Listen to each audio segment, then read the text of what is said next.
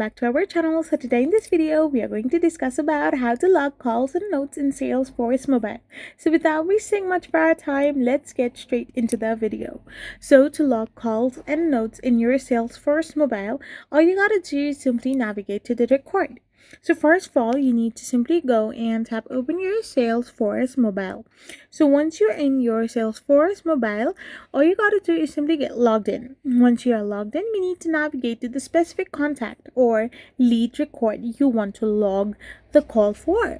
After this, you need to look for the activity section or tap the more icon at the top of the record and tap on log a call.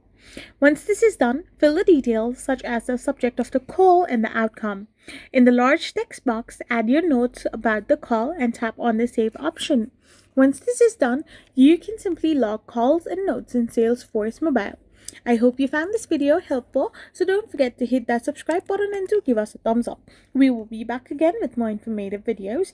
Thank you for watching.